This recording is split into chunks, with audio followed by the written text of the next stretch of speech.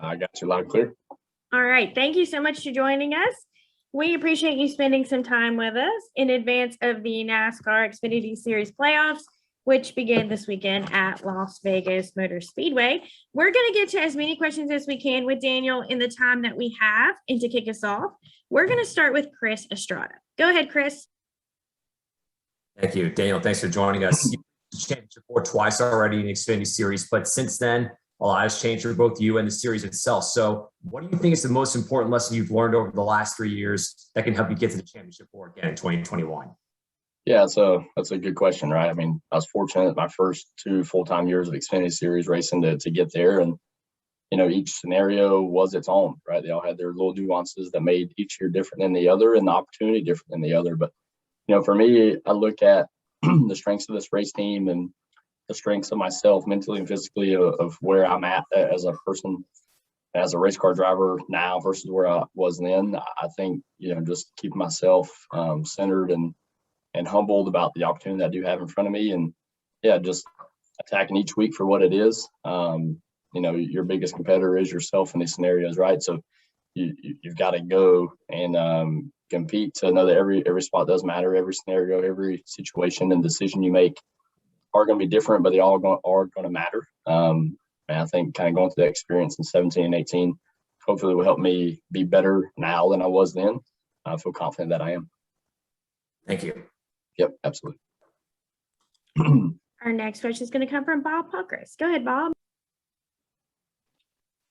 Yeah, Daniel, I'm curious, risk versus reward, win versus points and advancing, because of the way your years have gone. I mean, are you like, I'm going to go for the win, and if I don't advance in the playoffs because of points, so be it. But like, this number one priority, just get a win?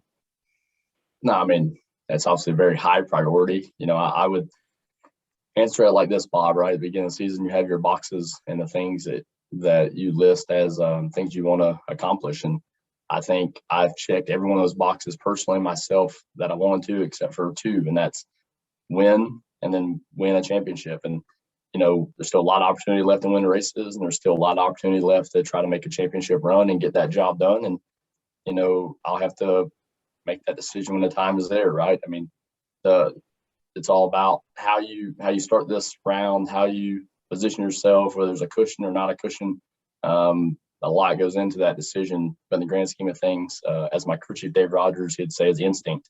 To use that instinct of what feels right at that moment, make that decision. And the exciting part is, I know we're going to have that opportunity. I know we're going to have an opportunity, inside this 18 team to win races here in the next 7 weeks to position ourselves to make that championship run. And if the opportunity is there, we're going to do all we can to take it.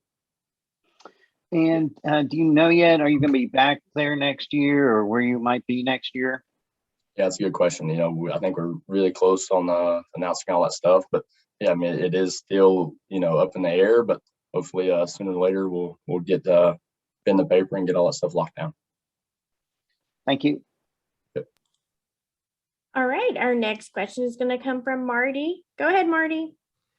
Thanks, Amanda. Daniel, thanks for the time. Speaking of winning, you've never won in the top 3 series of NASCAR before, and I believe it's been a while since we've seen you do a backflip in any race. Do you still have that backflip in you, and have you been practicing it? I'll tell you, I've said I'm mentally and physically in the best shape of my life, and yeah, I literally did one last week, standing flat on the ground, just did a back tuck just to make sure these old bones could still do it. So yeah, with where I'm at physically, I'm more than up for the task and look forward to hopefully having that chance. Want to ask you about the season as well. Outside the 54 11 stage wins, Brandon Jones told me that this team does still have its speed, but I want to ask, when it comes to that stage 3 situation, has it been just a story of luck or just teams that have been better than you? What do you think it's been this season? Yeah, I think all the scenarios have just been different. We've won the first stage and not been great the second and final stage, and we've won the second stage and been okay the first and last stage of the race. It's just a matter of, making the right adjustments, having the scenarios and pit calls and pit road and restarts and everything that goes into putting an event together. I don't think people realize, because there's sometimes where it appears like, oh, it looked easy. winning is hard. And I've showed up to grind it out to try to do that each and every week. And that's all I can keep doing. And I know as a race team, we've tried to, really, really hone in on, answering exactly your question is, what do we have to do to finish that part of it off? And we look forward to going to the playoffs and hopefully executing what we feel like we've identified, on a couple of different grounds. And it's going to be up to us to lock our own destiny in place when it comes to that. But yeah, we just got to be better in those situations as a whole to go get the job done. Appreciate it, man. Good luck to you. Absolutely. Thank you. All right. Our next question is going to come from Rob. Go ahead, Rob. Thanks, Amanda. Hey, Daniel. Congratulations again on making the NASCAR playoffs. Just got a couple of questions for you. You're welcome. First of all, you parlay consistency to make your third playoff appearance. And I know it's kind of going off what Marty asked and I was asked earlier about, getting to win a race, but how significant would it be for you to get your first race win and possibly winning your first championship? Yeah, I mean, it's, you try to use any and all past experience to prepare you for what's next. And I think, being in this situation, it doesn't give you an advantage, but it definitely makes you understand what's to come and what being in this moment is like. Yeah, I mean, it's an incredible opportunity. I said, even back when I signed my deal with JGR, that, it was not only myself going all in, but it was Poppy Bank going all in on me to try to give me the best opportunity to prevail and push my career forward. And I feel like I've had that opportunity to do what you're asking, and that's win races and compete for a championship all year. We tried to build our race team, around myself and Dave Rogers as a whole to be ready for this moment, and we are. And because of that, we know those opportunities are going to be there to win. We know if we do our jobs that, there's no reason why we can't be there in Phoenix in 7 weeks racing for a championship. But, we got to put one foot in front of the other and take the obstacles as they're thrown at us one at a time and know that, no matter how it works out or if our back's up against the wall at any point, that, we're ready for the task at hand. And that's all you can do is be prepared. And that's definitely been one of your trademark qualities. And to kind of go along with that question, what has Joe Gibbs Racing provided to you that you feel has made you a better person and a race car driver? Yeah, the simple answer to that is everything. I feel like JGR provided me with the people, the personnel, the resources, as well as TRD and, everyone at the Toyota Racing family really have, kind of welcomed me with open arms and provided me, whether it be, personally on the physical side of things with our training center that we have to work on our mental and physical strength, to the simulator there at Toyota that we have a ton of access to. And then, just everything inside of the JGR campus that makes it JGR so successful year in and year out. It's been a pleasure to be a part of that this year. And look forward to taking all those resources and make something of it. Absolutely. Well, best of luck in these next few races and hope to see you in Charlotte, man. All right. Thank you. All right. And we're going to take our final question here from Sean Montgomery. Go ahead. Hey, Daniel. So just moving into the playoffs, how do you balance strategizing with your teammates as far as working with them in the early rounds? And then if you advance, how do you kind of separate yourself from them because you're competing with them? So how do you really balance all of that?